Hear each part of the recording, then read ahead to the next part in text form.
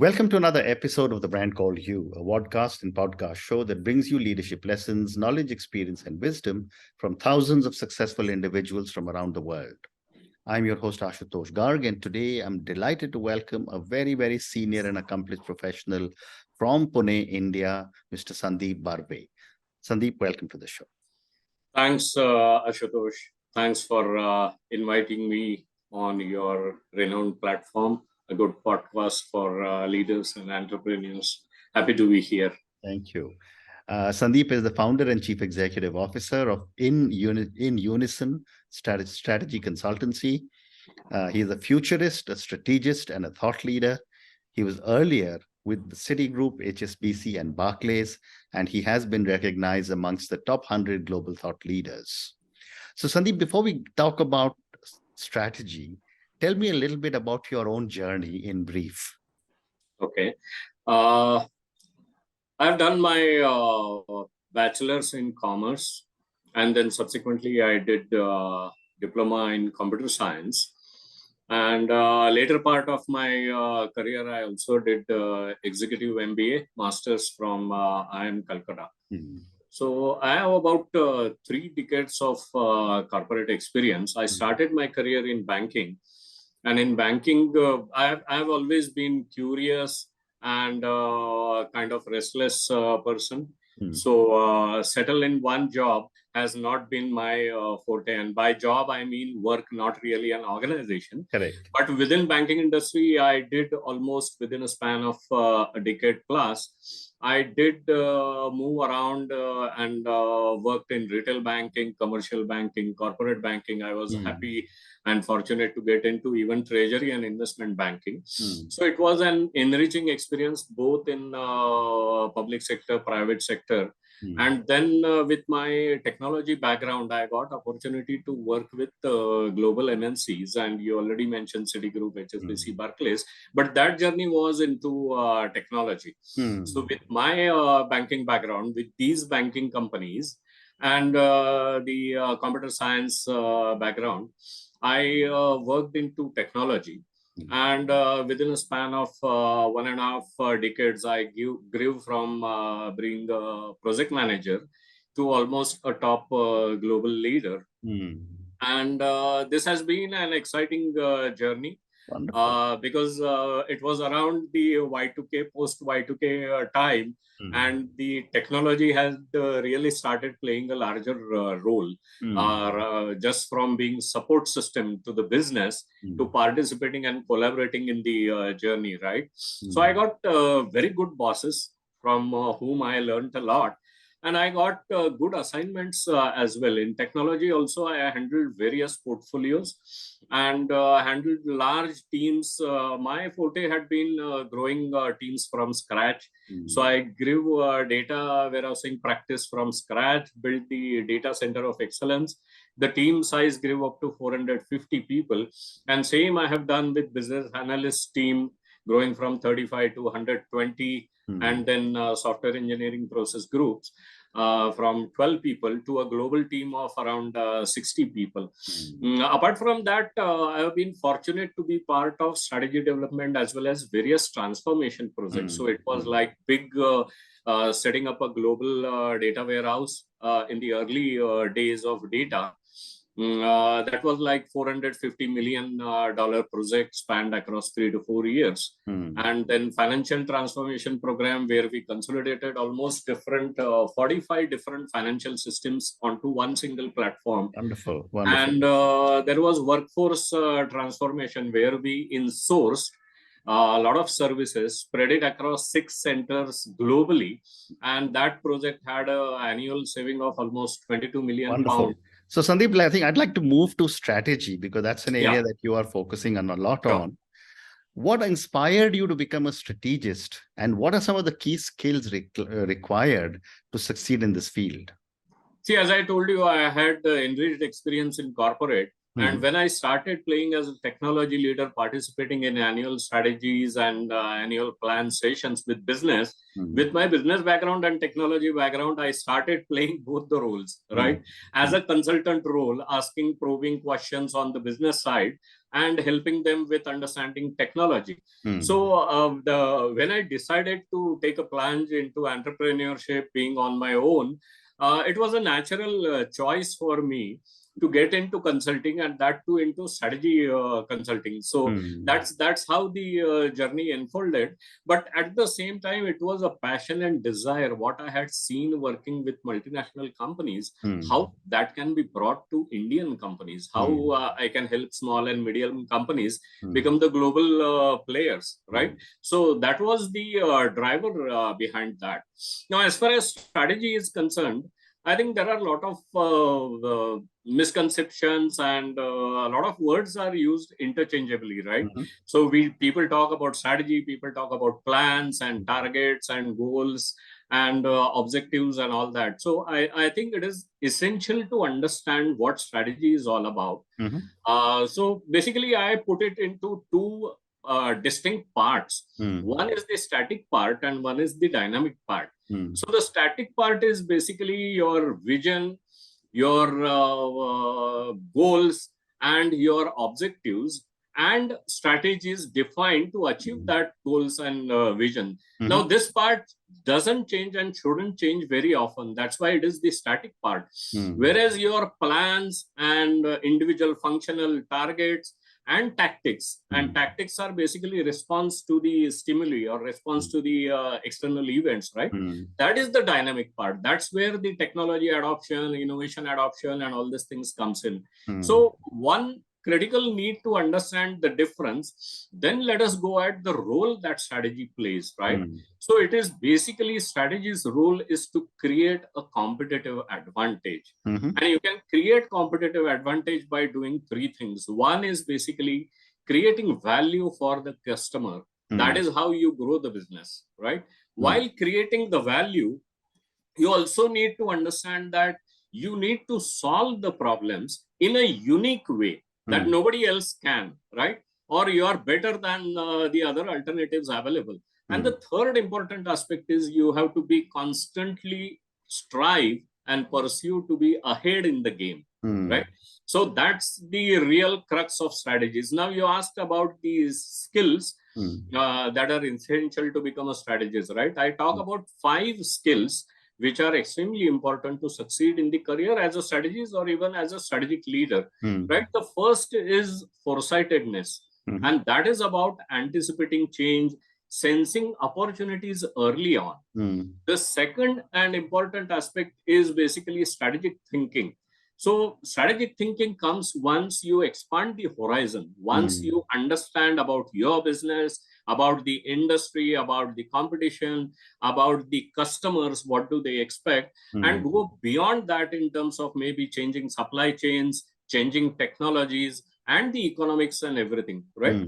The third aspect is basically you require analytical skills, a lot of data you handle. You need to analyze the competition, analyze the customer needs, analyze the current state of your business, right?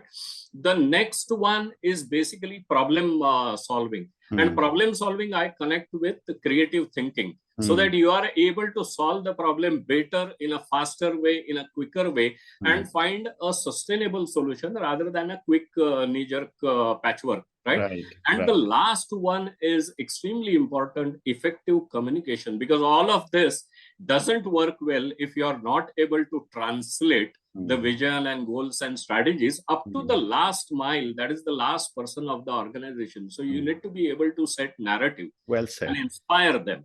Well said. Great response. Thank you. My next question is that, when you are called in for a client to develop a strategic plan for a business or a company, what are some of the key elements you look at? Okay. See, basically, there are a couple of things. One is the current state of the organization, right? And when I mean by current state of the organization, there are 2 factors I'm necessarily talking about. One is basically what stage the company is at right? And there are stages like the startup phase, or a growth phase, or a scale up, or expansion, or a market leadership. And second is where the company is positioned vis-a-vis competition. So you might be a laggard, you might be a challenger business, you might be an emerging business, or you might be a market leader. Everything has a different dynamics when you define the strategies, right? So what happens is when we look at it from a holistic perspective, 360-degree around the business. So we do two things. One is the environment scan, the external factors, how it is shaping up, how it is going to impact the business. At the same time, what are the opportunities that can be leveraged? And the second one is internal scan, which is more about your capabilities, more about the resources you have, more about your offerings and business model and all these things, right? So once we have these two clearly understood, we can identify what are the best options to create the differentiator, create uniqueness in context of that business. Because there are two things. You have already your strengths and capabilities. There are some gaps and weaknesses. And at the same time, in order to grow and succeed, you need to develop new capabilities. So then the understanding of that translates into priorities. Then you use the short-term, mid-term, long-term kind of planning. And finally, you develop a roadmap, which is action roadmap. Last two things are equally important. One is basically defining the milestones and outcome at each of the milestone, because as you progress, you need that adrenaline, right? That, okay, we are working on something and that is showing results. And finally, it comes to governance. So how you are effectively tracking the progress, how you are measuring the performance, how you are doing quick course correction as things changes. So that is the overall roadmap, how we handle the development. Wonderful. You also spoke a few minutes ago about the importance of using data. Yeah. How important is data when it comes to strategic planning? And how do you ensure data is accurate and reliable? Okay, that's a good question.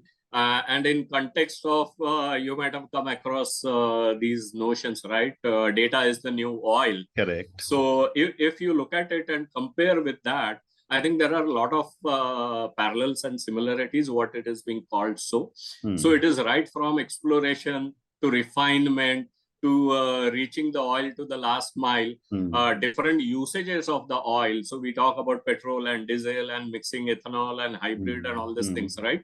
So data is extremely crucial from two dimensions. One is understanding where we are, what we are doing, what results are we producing. And second is where we want to go. So the first part tells you about the margins and profits, and how much your offerings are selling in which market, which segment, all these things, and how your team and projects are performing vis-a-vis budgets, right? The second part talks about a lot of insights that you can draw from internal and external data.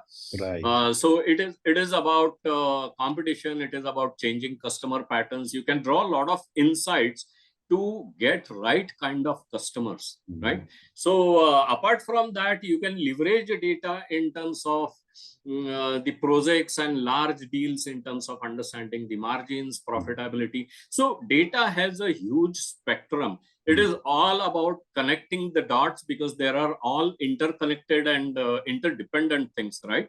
So that is what data science is emerging, and it's all about data. Well said. And my next question to Sandeep is that, once you have gone through the process of developing a plan, a strategic plan, what measures do you use? What metrics do you use to measure its effectiveness? Okay. I think there are two parts into it. One is client success is important, but client success also gives us success, right? So what happens is when we analyze a business and 360-degree, that includes the leadership capabilities always. And the biggest challenge is in terms of the leadership mindset and developing their capabilities. So critical success factor for us to begin with is how the leadership has well understood the need for change, the urgency for the change. Because once they have developed the confidence on strategy, and we do that by involving them participative, collaborative process. So they are able to see the gaps, they are able to see the opportunities, they are able to see the future benefits.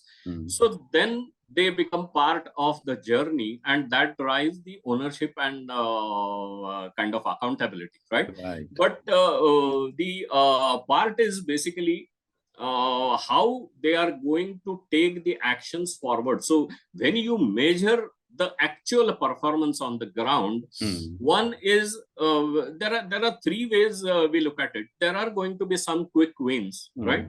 Some quick adjustments that either you enhance the operations or you change the processes, so on and so forth, and then do some tactical game in terms of attracting more customers or converting more customers. So that is directly revenue generating activities. That's point number one. The second one is basically the midterm to long-term play, where we are investing for the future. And that is where basically the milestones in terms of tracking the progress of the project, the failures and success rates and all these things come in play, right? So there are really two ways to look at it. The data points that you can measure across all the functions, across all the organization that we define as a part of strategy, and then the progress towards achieving your goals. How effectively you are, how within the defined time you are able to achieve certain milestones. So those are the critical measures. Very interesting. So one more question on strategy, and then we'll move to your other avatar as a futurist. How important is the role of technology when you develop strategy? See, basically, technology is when we are talking about every industry has to become like a software industry. Correct. There is definitely underlying role, a larger role technology is playing today. The only context I will draw here is many of the organizations consider digital transformation as a strategy.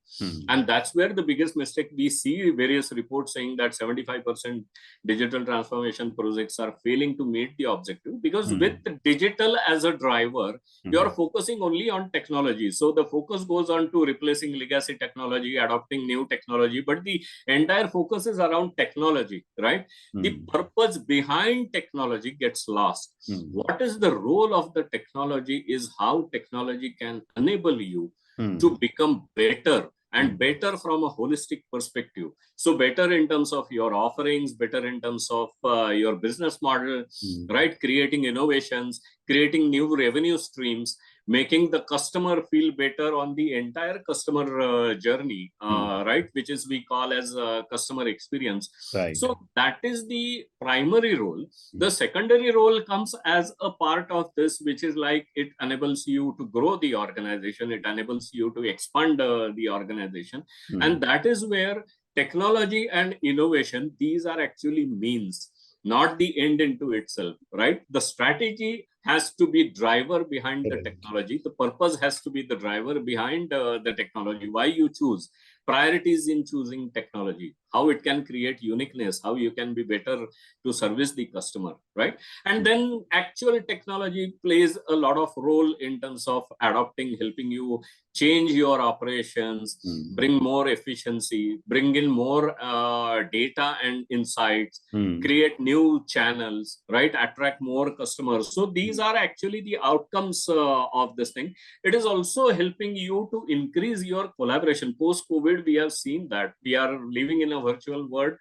Communication, collaboration through technology, that is another dimension. Well said.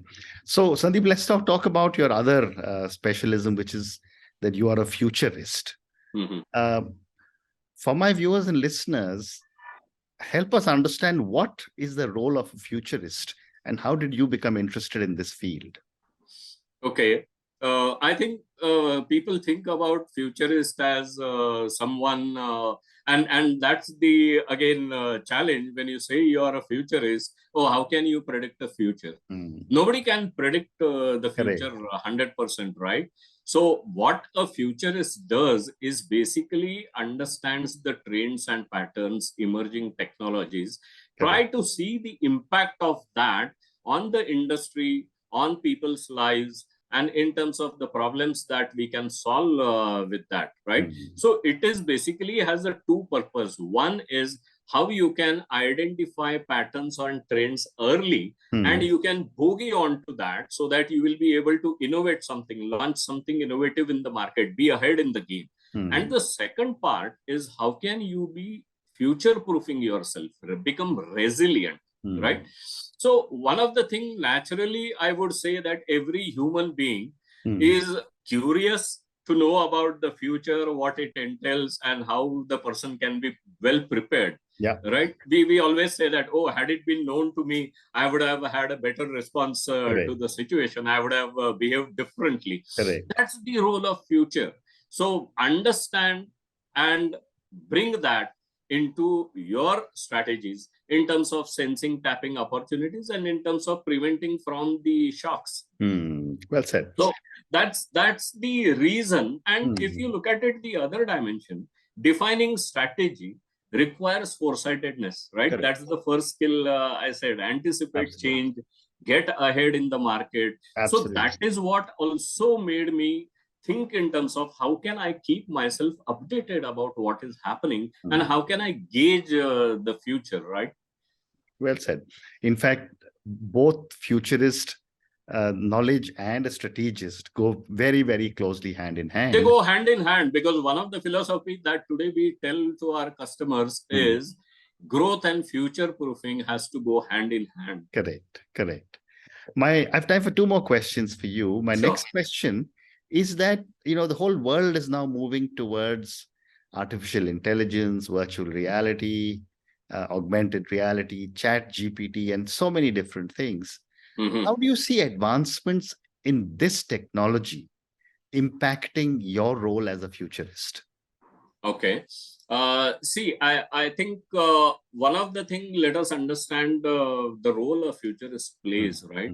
And I plot it under three different scenarios. There are global scenarios that are universal, applicable to everyone. There are industry-based scenarios. And the third is basically some local events that attract to a particular market. So if I look at it, from and bringing that artificial intelligence dimension also into it. See, basically, I see the universal global future shaping onto three things. We are going to get into a hyper automated world. Now, the automation comes not just from mechanics and robotics, but it also comes from the likes of AI and machine learning, right? The second part is we are going to become a hyper connected society. Everything is connected, right? From your personal gadgets to home gadgets to your work and everything, right? We are sitting in a corner. We can order anything and get it delivered within minutes or within a day. And third is, this has started already happening, early stages. We are entering into a phase of hyper personalization, right? So AI plays a very good role in terms of sensing what are your likes, what are your patterns, what are your trends, what you care as a human being, and then start integrating that with giving a personalized options and choices, right? So if you look at it from an advancement side, as far as only AI is concerned, I think we need to keep it in two things in mind. One is the positive side and one is the potential negative impact, right? The positive side, I look at it is going to kind of create a lot of overall growth in the economy by automating a lot of routine, administrative, repetitive tasks and all these things, right? The second, it will create a lot more jobs in terms of AI software development, predictive analytics, robotics, and all that. But look at it, the transformative impact it can have on various fields. Like, for example, in healthcare, it's going to help in terms of doing accurate diagnosis for the doctors, or maybe even the remote surgeries and all these things, right? In education, it is going to bring a lot of play with the likes of ChatGPT and Midjourney and all that. You are going to see a play in terms of Meta is gone out of hype. But I do see as a future trend coming it back in a different avatar with 5G, with AI, and with AR, VR, it is going to make education a lot more practical. More than theoretical, it is going to become practical. And the last part being, look at it from a crime perspective. Police can predict, police can sense the crime, stop it before happening. So a lot of positive sides. The negative side, definitely any new technology displaces a lot of jobs. It displaces careers, right? So what is important here is we are living in a constantly changing world. People have to unlearn, relearn skills and be constantly ready. The other part of AI is not solved yet, and where people are talking about responsible AI, there are concerns about security, privacy, personal data, encroachment into and cyber security threats, and so on and so forth, right? So AI in wrong hands can accelerate the hacking, accelerate maybe stealing of personal data. So pluses and minuses, and how we are able to effectively steer towards creating a better value. Well said. Sandeep, we've run out of time now, but I really want to say thank you so much for sharing with me your own journey. Thank you for talking to me at such length about strategy. I think you really explained so many different aspects of strategy, and I think I learned many new things from you today. Thank you also for telling me and me and my viewers and listeners about a futurist and how futurists and strategists go hand in hand. In fact, in your case, they are within one individual. Thank you again for being a part of my show, and good luck to you. Thank you, Ashutosh. I'm just going to leave some 2 or 3 predictions kind of takeaway for the viewers, especially in India context or even global context. The first one is the AI, both the text and content and the image part, is going to open up a new field. Movie making is going to become commoditized, right? So instead of YouTube and podcast, we'll be releasing movies. The second part is, in India especially, agriculture is going to become the next IT in a decade with technology. And IT jobs are going to get reduced. So better be prepared to become more entrepreneur, get it into new emerging fields. Thanks, Ashutosh. It was great having conversation with you. And I hope I was able to add the value. Thank you. Thank you very much. Thank you for listening to the Brand Called You videocast and podcast, a platform that brings you knowledge, experience, and wisdom of hundreds of successful individuals from around the world. Do visit our website www.tbcy.in to watch and listen to the stories of many more individuals. You can also follow us on YouTube, Facebook, Instagram, and Twitter. Just search for the Brand Called You.